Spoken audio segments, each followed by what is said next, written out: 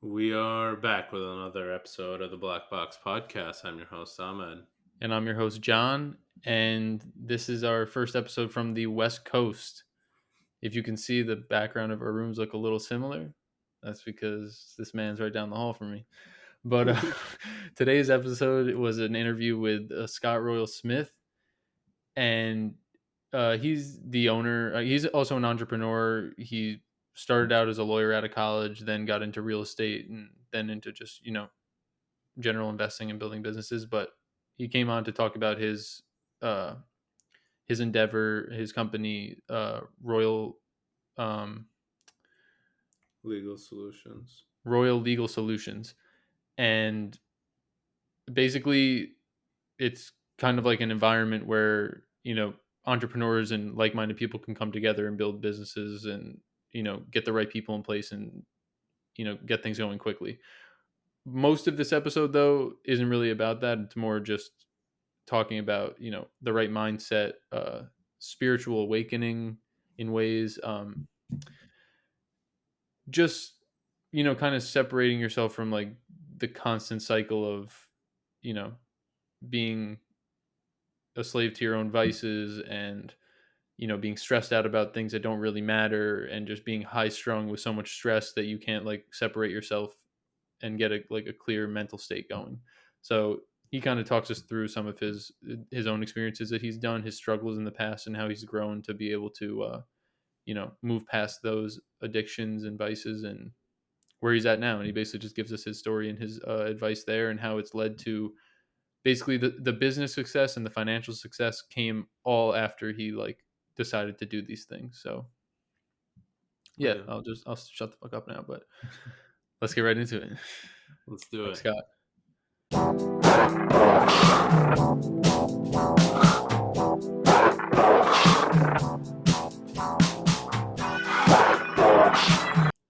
Hey guys, just wanted to shout out Zencaster, our platform of choice for recording remotely with our guests. They're sponsoring this episode, so tune in later to hear more about some really great offers. Hey y'all, we're really excited to tell you about Blvck Ice, the black owned jewelry business owned by Sean Moore, our previous guest on the Black Box podcast. If you think about it, Blvck Ice and like Black Box, it's almost like it's meant to be. Uh, Exactly. Yeah, but we like to focus on investing in the show, so we kind of look at it as we're partnering up with a asset class. Jewelry is considered an investment, and with the stock market and crypto being pretty volatile right now, and for the most part going down, jewelry, especially precious metals, gold and silver, those tend to preserve their value really well. So you know that's also another reason why we think it's a good opportunity. But also, I've worked with Sean in the past. I got a gift from my mother actually for Mother's Day. It was a relatively custom piece, nothing crazy, but Sean was quick, he was easy, he was responsive, the price was fair, and we just met up and transaction was easy, and my mom loved the gift. So yeah, if this all sounds good to you, check out Black Ice's website at Black Ice NYC. And add up all socials, and there's a V instead of an A for the black. So as you guys are probably used to with little letter substitutions by us, but you could find stock goods there, and Sean also specializes in custom goods with quick turnaround times. yeah, Sean does great custom pieces. I've seen a bunch of them on his social media. But yeah, he's also good for sourcing, like watches, specific Rolexes, anything like that you're looking for. He can also get you a better price than, if you're going to, a bigger name shop or someone that you don't really know that might try to gouge you on the price. So along with that, it's also supporting an upcoming entrepreneur. He's had a lot of success. He just celebrated his 1 year anniversary of the business, had a really nice party. And Let's get back to the show. All right. Hey, Scott. Thanks so much for hopping on the podcast. Yes, let's take a minute to just have you introduce yourself before we get right back into the conversation we were having. Yeah, so thanks, Ahmed. Of course, my name is Scott Royal Smith. I'm a lifetime serial entrepreneur. I started actually like cutting grass when I was like 7 years old. I built my first business in law school, buying a commercial building and transmission auto repair shop for the back taxes, and became a real estate investor. And then now I build Royal Legal Solutions, which is a freedom company. What we do is we do in-house asset protection, estate planning, tax, insurance, and investing for people that are between 1 and 50 million net worth to be able to just take over that whole section of their life. So that way they can go live or focus on building their businesses or their families or whatever, and giving people that kind of freedom. And the places that I've been moving into more in my life now, as I ask myself, is like, okay, what's going to come next, right? I've already solved the money thing, right? Yeah. And that's boring now, right? So I was like, what am I going to do? Just scale some company for the sake of scaling it? Like that sounds stupid, right? So what I've started to look into more is side of like, okay, what's the other side of life here? What's fulfillment really look like? I live currently in southern Utah most of the time. I have headquarters in Austin, Texas. I moved to southern Utah because I love nature, and it has like world class mountain biking, ice climbing, canyoneering, hiking, skiing. Like everything is like right there for just fulfillment. Yeah. And I hit a place though, bro, where it's like, what's after this? You know, like now I'm having fun outside. I got friends, but like, is there more Yeah. than this? Like, I need a game. I need a game. I need something to like get after of You're like doing what can side I do quests here? now. Yeah, that's it, right? Into it, and recently that's where I've gotten into. It's a deeper introspection of life, right? It says like what is actually life living at like the highest level, and it from my experience of life living at the highest level is not living outwards; it's actually living inwards and feeling out like what does that actually mean. Now, come to find out that people have been doing this shit for thousands of years, right? So like the road to like how do you do that at the highest level is already mapped out, right? Of like what it is that you need to go do it, and the benefits from my experience and my brief dedication to this, maybe over the last couple of years, has been um, amazing because there's nothing else I've ever done in my entire life where I can just sit down in a chair and I can feel perfectly at peace, love, connectedness, completely centered, like inside of myself, no need for anything else, like in the world. And now my life, when I'm inside of doing the maintenance, kind of like just going to the gym, doing like my mental maintenance on stuff, Yeah. is that I now just get to choose. I'm already fine. I have everything. I feel exactly the way I need to feel. I don't need to do anything to feel any different. I don't need anything else. I merely just sit and decide what would I like to do now into it, and what would Yeah. bring me joy, or what would bring me something that I would be able to reflect on as beautiful into it. And the more I live in that place, the more I feel like this is actually the infinite game. This is the infinite game that lasts for the rest of life. It's how frequently and how moment by moment can I live in a place that's like that? And then how can I create new things in the world with the people around me and through my businesses that are going to be enjoyable for me to create, be able to inspire others to be able to live better lives, and hopefully make some kind of a dent on uh, on this world if I'm lucky. That's awesome. Okay, I'll let you go, but I just have two questions, and they both kind of tie into each other. First one is, do you think because of the success that you've had and the ability to like unlock certain levels of time freedom because of your financial like success, do you think that's what's enabled you to achieve this, or do you think these types of things and practices are things that someone even working a 9 to 5 job can do? That's my first question.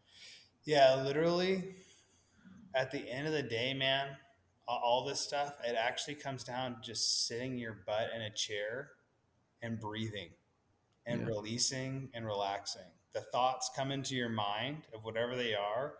These thoughts now make us feel a particular way, right?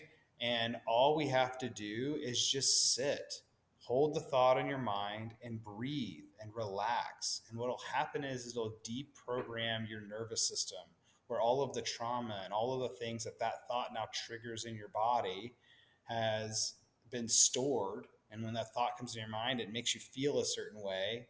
And when you sit and you breathe through it, it releases that whatever that stored thing is inside of your nervous system. And eventually the thought comes and you don't feel a certain way about it. You don't feel a certain way about that chick that rejected you. You don't feel a certain way about your boss. You don't feel a certain way about your mom. You don't feel a certain way about like a piece of food or whatever. I mean, Right. I got really interested in just spirituality in general because I had really severe alcohol addictions that were coming in my life and they were destroying my life. I mean, I was at a point that I was going to die or something had to change. And so when I went into AA, I mean, it was the best thing that ever happened to me because it was the first time in my life that I was like, holy smokes, it's a process. There is a defined process by which you can accomplish a quote unquote spiritual awakening, which is actually like verbatim written into the 12th step into it, by which life now becomes manageable and things don't have like the pressure on you anymore. And like what I found out was I was like, wow, those years ago, the years and years and years ago that like I ended up going and started in that AA practice was just like the very first baby step of like how do you go from dying to surviving? And then like cool, now there's like surviving to thriving. And Yeah. that people have been writing about that from like the Upanishad like 2000 years ago. So important that we as human beings have been passing down a single book. I mean, like everybody's like stoked on like a New York Times bestseller. Can you imagine if you wrote something so incredible that people are like, we have to pass this down for thousands of years to make sure that this knowledge doesn't get lost? I mean, maybe we Yeah. should pay attention to some of these things. Definitely. Yeah. I mean, that makes sense. Wait, what's the name of the book? Can you pronounce it again? Or is it just a piece of literature It's the Upanishad. or Upanishad. Upanishad? Yeah. Okay. So And it's just throw about it into spiritual like a awakening. quick Google or like Chat GPT. It'll pull you up everything you need to know. ChatGPT. No, I've been definitely having some fun with Chat GPT lately, Dude, me too. especially for some coding stuff, coding related things. But okay, so this kind of walks me into my second question. You maybe gave partial answer, but so prior to you going down this route now, the spiritual awakening route, uh, were you the type of person that was constantly like stressed out about your work? Like, were you constantly like felt like you had something on your back, chasing a deadline, like, too much on your plate kind of vibe? Or has this something that you've always been about? Like, I guess how Yeah. did your transformation in it work? Yeah. Did it correlate with like your success in business, or were they not really on the same timeline? Like, did the success come first, and then once you realized that there's nothing really left to do, that's when you started to kind of traverse down the path? Or Um, so my path actually started with a lot of darkness, right? So I was born into a world that was really, really dark. I mean, my my father committed suicide when I was 3, and whatever happened between like 0 to 6 in my family's life with them, with his like abusive alcoholic stuff that was going on, was so bad that my family won't even tell me like what it was like, right? sorry to hear that. Ah, dude, that's just life, baby. I Right, believe yeah, that I signed up for it, you know? And actually, like, the way I see it now is like those experiences are the things that are like essential for me to become the person I am today into it. definitely. And I don't share that for sympathy, I share it for context because inside of these like early everybody has like a childhood trauma. I've never met anybody in my entire life that doesn't have something from their childhood. Yeah, 0 to 6 is like that time period where all of this stuff happens to us, and then the rest of life is figuring it out what we do from there. So the so my family actually like ended up being like joining like a cult because they needed like to have structure to their life. And this is not like a yeah, bad cult. It's called like the I Am activity. It started like 1910 or something like that. okay, And but like these were like they had like pretty decent spiritual practices associated with them, right? Visualization, meditation, had like some of this stuff too that was like stuff that works, right? Regardless if they had a bunch of like crazy ass Yeah. backwards stuff that like is just wild, they had some of the tools, and the tools seem to work regardless of your belief system, which is pretty, I think, is actually pretty rad. Yeah. Now, so for most of my life, I didn't know it until like it was gone, but I always had like a deep heaviness inside and like worked with like depression. And my friends would like reflect that on me, like, hey, you seem so happy, but like when I see like into your eyes, like I just see there's like this heaviness. What happens though is like the more like I became into scenarios that were less life serving for me, like that deeper that heaviness got. Right. So as I like went through like law school and like beginning into like my the very beginning of my law career, this is where like alcohol started to play like a big part of my life. Is Yeah. because like working inside of the firm, inside of those constraints, it's so not life serving for me. But I was so wrapped up into like I had gone to law school and what all this meant and You're too status far and deep. money and all this shit that I couldn't get out. Right? I was wrapped up in this story Yeah. of whatever it was. And I was like, I can't let go of all this. I mean, like, what a fucking insane thing to say. The thing that's killing me, I'm like, I can't let go of it into it, right? And so Well, what I do because is to like, society, you'd be stupid to give that up. Yeah. exactly. And what would people think of me? And did I waste all this time and money and blah blah blah, right? Like it's insane, the stories. Yeah. Like it's literally insanity. So alcohol actually, as I reflect on it now, was actually a almost and this is going to be twisted, it's almost like a sense of like love and care for yourself. Alcoholism really is, because think about it, if I didn't have some type of escape, I probably would have committed suicide, because life had become so unbearable that the Yeah. only avenue that I had was to take something to be able to numb it out for a bit, to have at least a brief reprieve from Yeah. this, so that way I could just continue to survive, right? And continue to perpetuate. I think we're doing this with like antidepressants or food or like whatever your Vaping and the, whatever. I feel the like everyone has their thing, and more like once you take a step back and when you put it like that, more often, more people are in that type of cycle than people that aren't. yeah. I That would, might I be a would, I would say probably 90-ish% of yeah, people are into something like that. I mean, what is it? Like over half of Americans are on antidepressants, and that's like stuff that are like, hey, you might shit yourself and die randomly.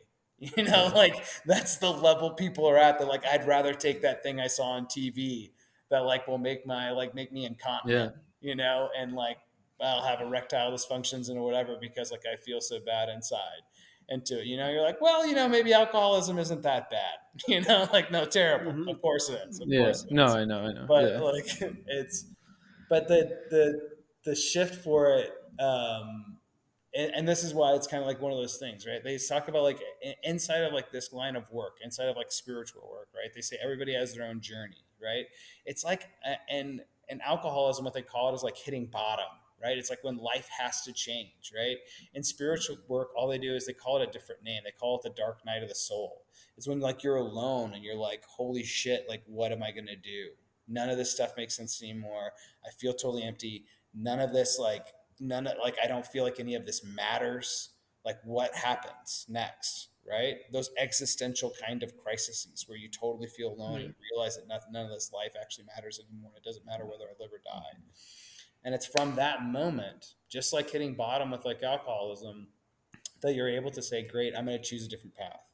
You need something that will shake you awake so sternly that you'll say, I will choose a different experience. I will go into the discomfort of living differently than I have before and all of the comforts of how everything felt to me before, that I have to choose something different and I'll brace that level of discomfort. And it's actually like not that uncomfortable. And yeah, along the way, you find out that there's just like amazing joy and peace and love and appreciation for nature and other people and a totally different perspective on life that just makes everything so much easier. And it's just like it's like going to the gym for the first 2 weeks. And then after that, you're like, fuck, why didn't I work out for the last 6 years? I could have a six pack, and everybody who like would have been trying to date me from left and right, and I'd had like all these, I'd had everything I ever wanted. No, And definitely. it And feels a little bit like that in a different I mean, context. no, I would. Yeah.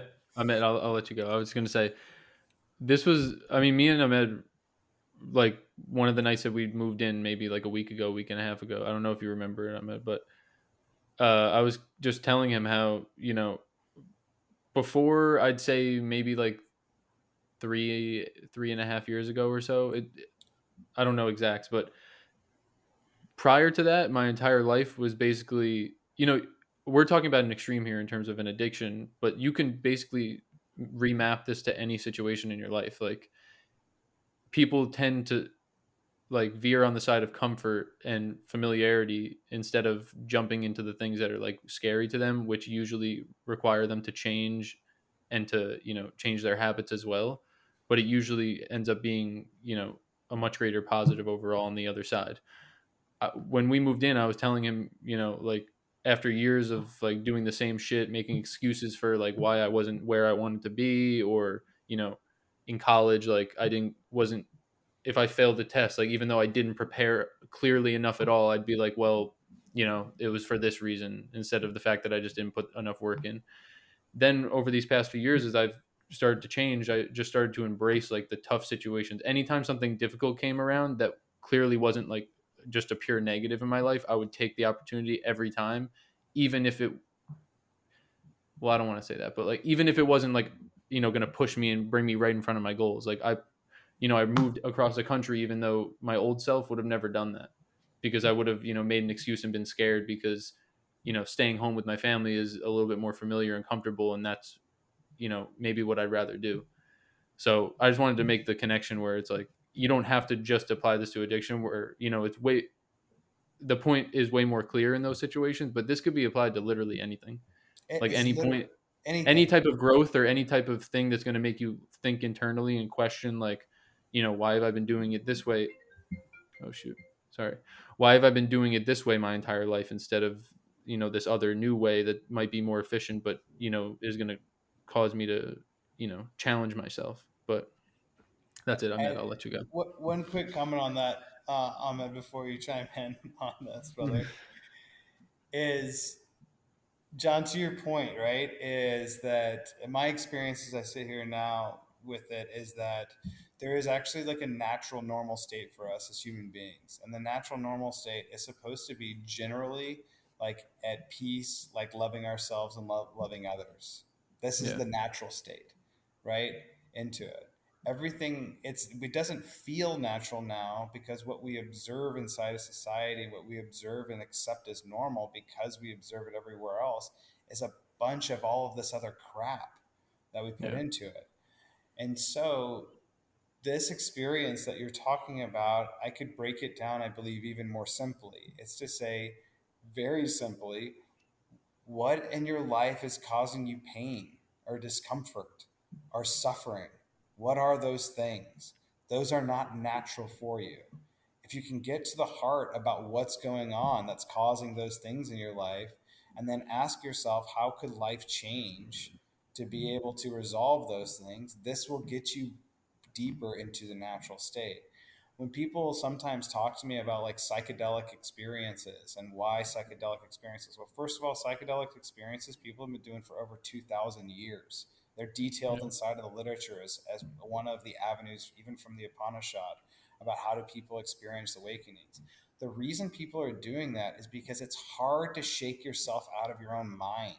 And people have figured out over time that there's certain plants set in the right set and setting underneath like doctors that they called shamans to be able to set an appropriate context. They're doing this now in Europe inside of clinics, by the way.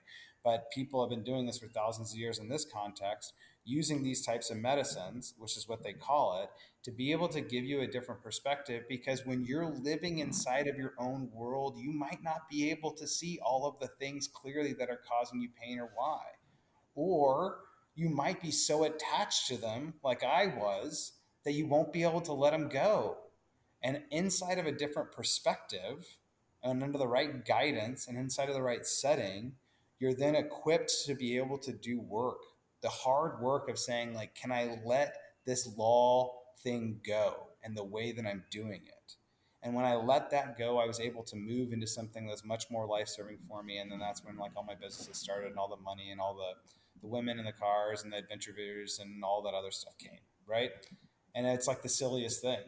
At the let go of the shit that I didn't want is exactly what I needed to do to get everything I ever wanted. But I was afraid to let it go because I thought I would lose the thing that was killing me. And that's where like psychedelics like started to play like a part in my life of like I needed a different perspective. Podcasting remotely can be challenging, but with Zencaster, the process becomes much easier. Zencaster is an all-in-one web-based solution that makes the process pretty painless and simple. Um, Zencaster allows to bring you guys, our listeners, the best quality by providing crystal clear audio and gorgeous HD video when we record with our guests.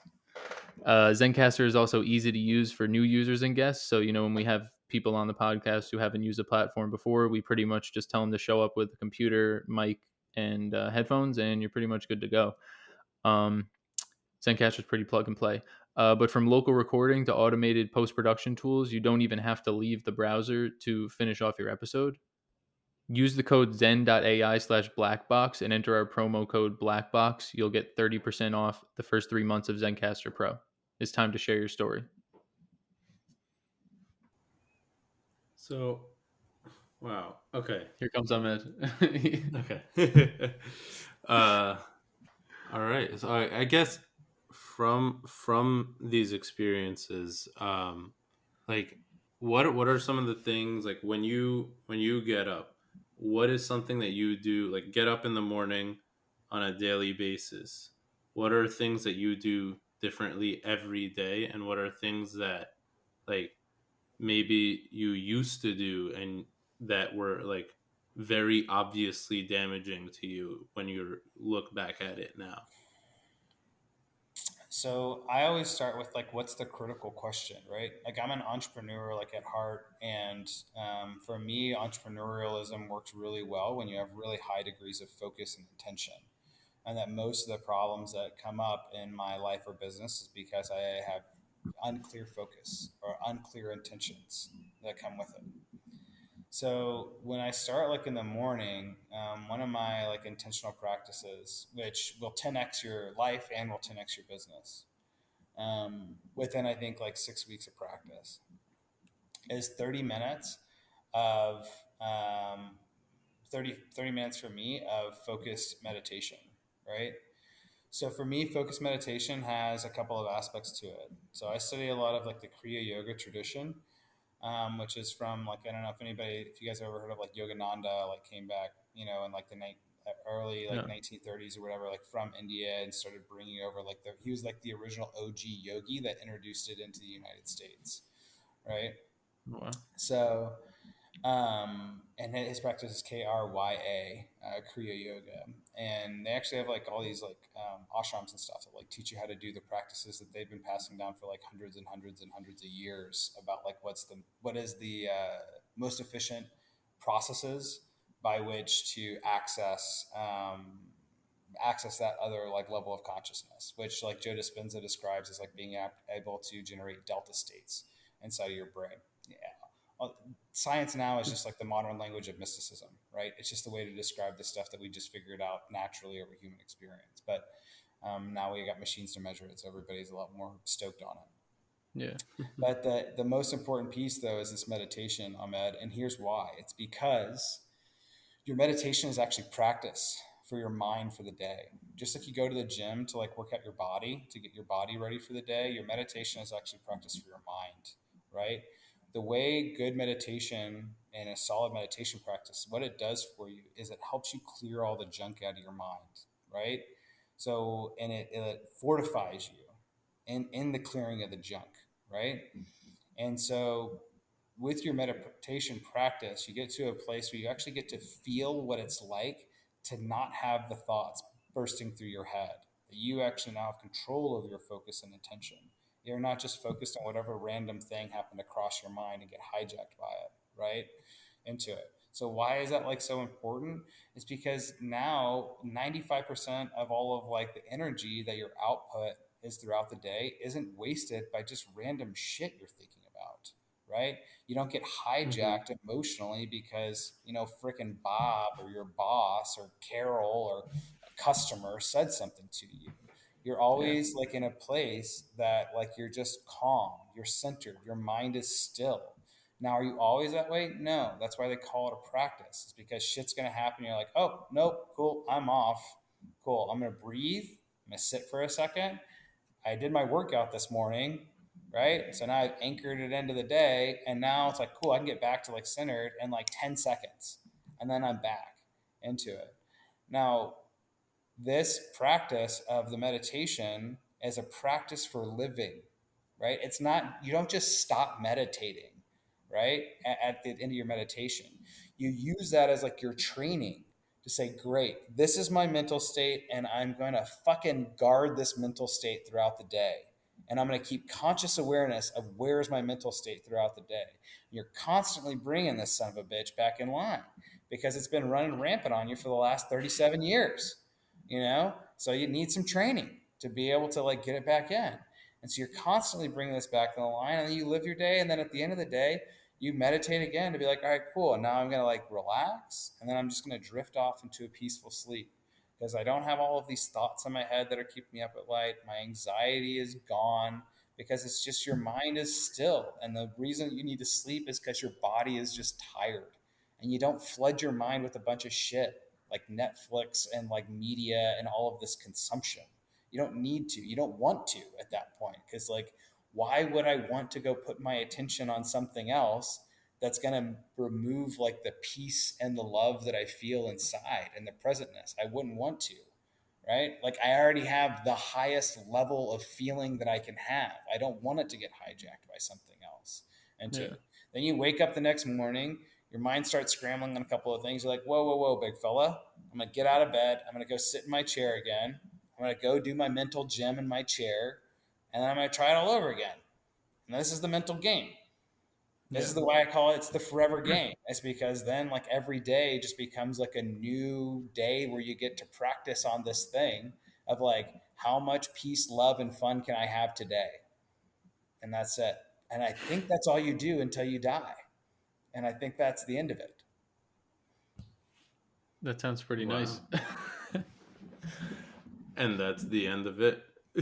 Well, who knows? Like after that, right? Well, You but like, then it's like, Yeah. yeah, but I the mean, like next I opportunity think comes. right. It's like, okay, cool. Maybe there's some stuff that happens after this, whatever, right? I don't know. I don't profess to like have any knowledge like after that, like piece of it, Yeah. right? But like, there's like the always like is the never ending question of like, what's the purpose of life, right? And it's nice to be able to come to a place for at least for myself into it, where I can be like, cool, that's what I got into it. I now have like a really clear purpose. I have an infinite game that I get to play for the rest of my life that gives me to the highest states of being that I can possibly be in. And then I get to make choices about what do I want to create in the world? What kind of experiences do I want to have?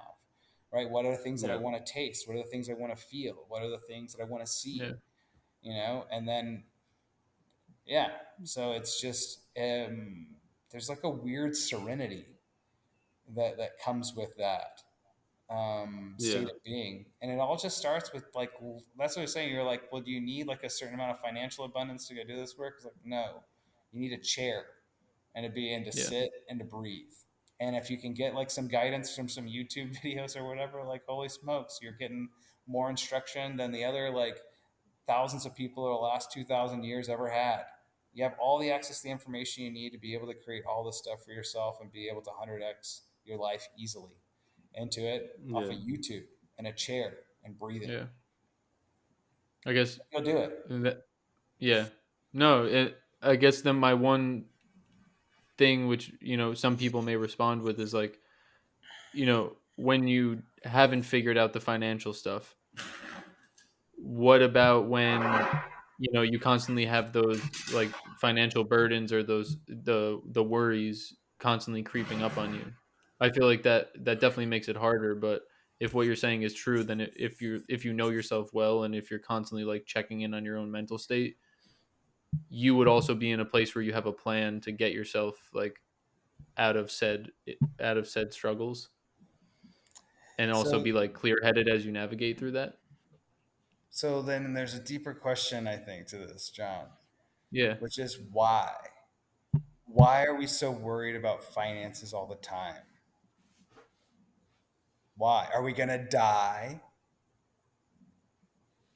No, I mean, I guess if you don't have the bare necessities, then maybe, but that's John, not. you Yeah. are you really telling me that you're so worried about like your finances right now that you're like, oh, I'm gonna be like Oh homeless and no, I might no, die no, into not it? me personally. Right. Yeah. How many of the people that are telling you they're so worried about finances are like, are you gonna be homeless and are you gonna die? No, Is no. what you Yeah. Yeah. You're right. That's a very small percentage of people that very then that small would be an edge percentage. case. Yeah. What I think is actually happening, and trust me, I'm all about like wealth and financial freedom. I No, love definitely. creating That's why I money and want your all that opinion stuff, on it. right? Yeah. Into it, right? And some people might hear that and be like, "Well, what an asshole!" You know, like he's like, yes, like he's wealthy guy over here talking about like you don't need the money, right? But like you're so focused on creating money. Well, that's exactly Um, why I asked you for your opinion because yeah, that's what people might say. exactly. Yeah, thanks for that. I appreciate the opportunity to respond to that. Here's the deal, right? Is that you only have the money that you have right now, right? That's it. Yeah. You can't wish to have more money. The question that really comes into it is when I sit with people and I ask them about this and I say like, so what are you telling me?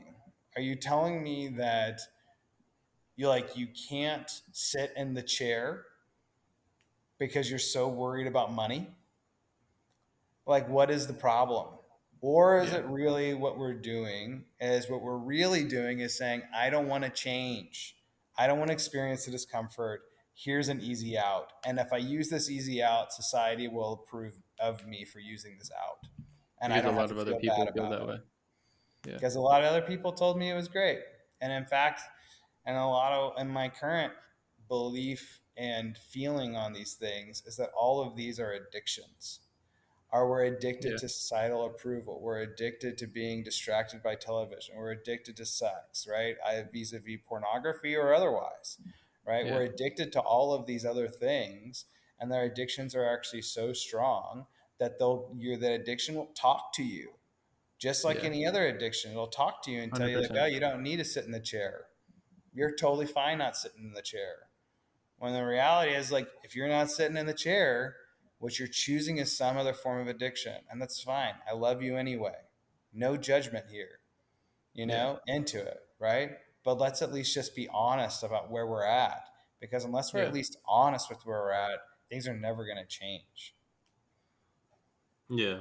Yeah, and I feel like like a recurring theme of our conversation is that like often like of like choosing the path of least resistance is just or making the just doing the easiest thing may not be what is best for you. And like typically one when you challenge yourself, overcoming that challenge will teach you something that will therefore benefit you for like here on out. um and Yeah. yeah. Dude, the easiest thing for me was grabbing vodka. Vodka was the easiest thing, Yeah. right? Just Yeah. insert whatever addiction you're doing. It's not Yeah. any different than me grabbing vodka. But like, where does that lead? It leads to saying like you're borrowing happiness from tomorrow. Every time you choose an addiction, you're borrowing happiness from tomorrow.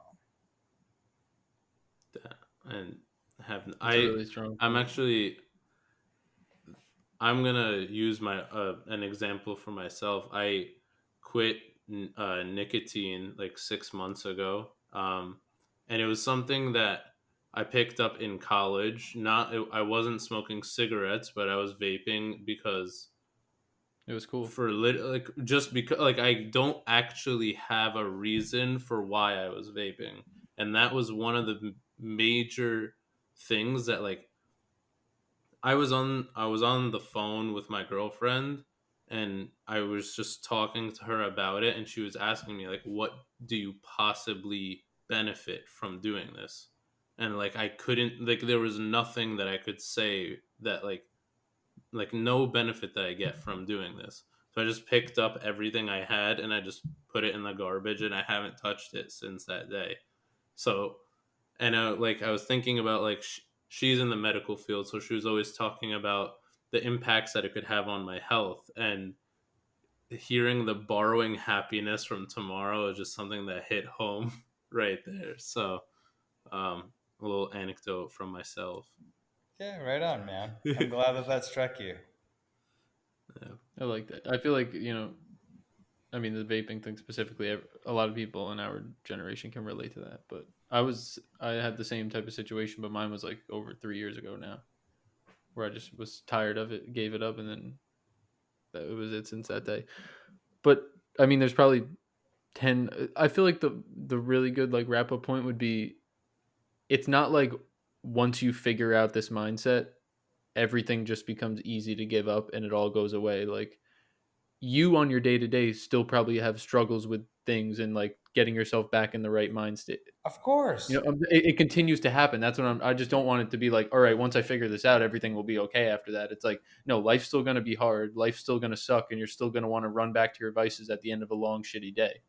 It's just knowing that, like, once you have the practices in place to not do that, you know what I mean? Then that's when, like, you're at least attempting to help yourself out. The best way I could describe it is it's like you start to like learn how to become like a mechanic, right? You know how to Yeah, like work on cars? Like, I never knew how to work on cars. I still don't know how to work on cars. I do But because my dad taught me, but there you same go. thing. See, you had a teacher, Your body's right? your car. Yeah. It's like you become a mechanic. And the deeper that you get into this work and the more that you study it, the more that you find other people, the more you expose that can guide you into it, it's like you become a better and better mechanic, Yeah, right? It's not that your car never like has trouble. You still got to change the oil on it. You still got to make repairs on it, like as you go along, right? You just get way better at it until the point at which that like eventually like you're just automatically throwing wrenches by reflex around to be able to yeah, fix stuff on the fly and that you're not even worried about it. Some like crazy shit could happen and you're like, whatever, dude, I can pop a new engine in or out or like whatever. And then you're just cruising. yeah, Right. So it's not like life all of a sudden becomes like unicorns and rainbows like all the time. It's just that you're not worried about it, right? Like all of the stress of it like goes away yeah, because you're like, it's gonna be fine. Unless it's like the very like 0.1% things that aren't fine. Like, yeah, oh, I might actually die, right? If this yeah, happens. Okay, well then that's the appropriate time to have a stress response because you actually need it. You yeah. need the adrenaline to save your ass to run away from the tiger. But if it's not actually a tiger, right? Then great. Chill out. Then let's learn how to chill. And these are the chill practices. It's like spirituality for chill. Yeah, I like that. Yeah. And I'll tell Perfect. you too, it's that the other piece of it before we wrap today, and this might be like a bigger conversation. I don't know if you guys have more time or if you want to chat about this more or whatever, but just to plant a seed for anybody in here and for you guys too, is that the impacts into business, like with this, after looking at doing this kind of work, is non subtle. It's a non-subtle impact into it. It's a massive delta. And in fact, this is a new wave of like all the up and coming entrepreneurs that are coming into like the new field. They're all working on this mental level that are coming Yeah, into it. Because what happens is that at the end of the day, technology is going to replace a lot of like the heavy lifting. The only quest that's going to really be left for us as human beings is a deeper dive and connection of who we actually are as people, right? As a people, like inside of ourselves, because everything else is yeah, going to get solved. Chat GPT, new technologies, AI, come ever, the ability to create stuff is already going to be way outpace anything that we can do like right now, yeah, right? So the entrepreneurs on the cutting edge of what's going on are already deep in this game. And I've met these guys in retreats and like this, they're amazing. Like we're yeah, able to do. So what's coming up is saying like the next frontier of what happens, like in like my business, even for example, right? This is like, holy shit. If you can actually connect with people, if you can get yourself to this place where you're so connected to yourself and you're so sensitive about like what's happening inside of people, you understand like the game itself that's being played like on a higher level, you can talk to that level and those truths that you talk to resonate with people because they know it's true inside of them, even if they can't articulate it, because they know Yeah. about the experience at which that they're operating. And when you can say it, it clicks into it. This leads to like instantaneous trust, right? It leads to loyalty. It leads to an Yeah. ability to be able to operate with like a way of integrity. And it leads you to with the ability to be able to provide products and services that are serving people at a deeper level as more core to the fundamentals of like what's going on with them. So when we talk about like financial freedom inside of Royal Legal Solutions, and now we're going into the fulfillment game, we're actually saying it's like, no, what we really are going to offer you is the opportunity to join us on a journey where we're going to help remove all of the stuff from your life that is causing you all of this pain around like money and anxiety and all of this stuff, right? Yeah. Then what you're going to be left with is just you living, right? And then this is the next frontier for me, which is like, let's go build that. And then the other entrepreneurs I'm meeting with, we've already hit all of our financial goals and stuff like that with our businesses from implementing these types of awarenesses with our teams and being able to provide leadership that's actually to the core of who our teams are at like the basic level of like who they Yeah. are as people, which means that we have infinite loyalty because they can't get that anywhere else because nobody's talking to them about like who they are as people and how are they going to live. So they're like shit, I could never leave here. Like this is like the place that nourishes my soul to be Yeah. able to work inside of this company. And these entrepreneurs that I'm working with now through an initiative that I'm starting with Royal Life is pulling together like mentors and entrepreneurs where I say, well, great. Well, what's left for us to do? We love creating stuff. Well, how about we build businesses like with and for each other? So that way, the more of the things that we want to exist in the world that are just for us, that we care about, make our lives more beautiful. And we'll pair that with an entrepreneur from our community that wants to become wealthy. They'll build that business. We'll make sure they're going to become wealthy doing it into it. And then because we want that thing to exist, because we want to have access. So then we'll just build essentially our own Garden of Eden that has all of the shit that we want in the world, all of the experiences we want in the world. And we'll just build it all together. And I think this is the direction that the modern age of business will actually be heading into as we become more enlightened as people and as a society. So like a less like selfish approach and more like when you get a good group of people that have the right mindset, you can just grow like simultaneously together on each other's dreams and passions. Yeah, you come together as a collective community and you Yeah. ask yourselves like, what do we want to build next, right? What would be like the most serving to the community? Like think of it as like a tribe, right? Like the way tribes made decisions back in the day were like a lot like that. It wasn't about like any one individual. Like if you had like like like think how insane it is, like how we live right now, right? If we were a bunch of like monkeys, right? If you were a bunch of monkeys and there was like one monkey that had like 10,000 bananas and Yeah. the other monkeys that are around him were starving, you'd be like, there's something that's like sick here that this Yeah. monkey is like killing the other monkeys to save all his bananas. You look back at Yeah. like tribal cultures. When you killed like a buffalo, if one person like hoarded like all of the meat, and all of like the resources of it, you'd be Didn't like, make this sense. is sick. You would Yeah. never do that. For some reason though, it's like part of like our sickness, right? That we're like trying to live this other way. And eventually like we're getting to the place now where I think we're going to be on the Yeah. cusp of it, I think here in the next few years where Yeah. resources are actually going to become like ultra abundant. Like the technology that we're coming into is going to solve, I think, a lot of these like Yeah. problems. And then what we're going to be left with is like, what do we do next? And I think it's going to be around like just creating like more stuff that actually is more nourishing to like the core of who we are as like individuals, connecting ourselves more into communities and finding other people that want to build at that level. Because if you guys are young, right? The people that Yeah. are even like younger than you, they're totally checked out because they're like, Yeah. ain't none of this game makes sense anymore because all the Instagram stuff and all the flashy shit and whatever, like we get it, it's all totally fake and we don't Yeah. care about it. We don't want it anymore. They are attuned, they are aware of how sick it all is, but they just don't know where to go yet. So Yeah. that will probably be the generation I think that will start to turn things. It's because there aren't really any options left for them. Because now the way that the game is, it's just like there's a lot of hoarding at the top going on, and then less chances and opportunities around. There's But there's no I get, winning yeah, anymore. yeah. If I had to describe it, but we'll wrap it right after I say this. Just and I'll give you a sec to plug anything you want to. But I feel like right now, the way that you mentioned it, it's like how things might become super abundant in the near future, given the technological advances that we're on the cusp of. It feels like we're at like a narrowing that's gonna like narrow and then eventually like Yeah, broaden right after that. Because the way that's that right. things are right now, it's like if things didn't actually change and we didn't make like some these breakthroughs that seem to be like right there in front of us, um, like the path that we're on currently in terms of the entire world, but also specifically our country, like it just doesn't seem sustainable. Like it's not. Of course. Of But course.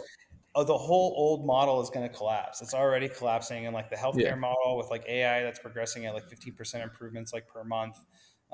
Like with like Chat GPT and how content and music is getting created. My artist friends are actually just writing lyrics now with Chat GPT that they're like performing and getting like rave reviews on it's and being crazy. able to do Yeah, that. Um, I think what will end up happening is that it will need like a cataclysmic type of event, right? Because the old models are going to fight to hold on to because everybody's yeah, afraid to change, right? I mean, this is part of like who we are as human beings. The same fear that you have to change inside of yourself is the same thing we fear collectively as a society.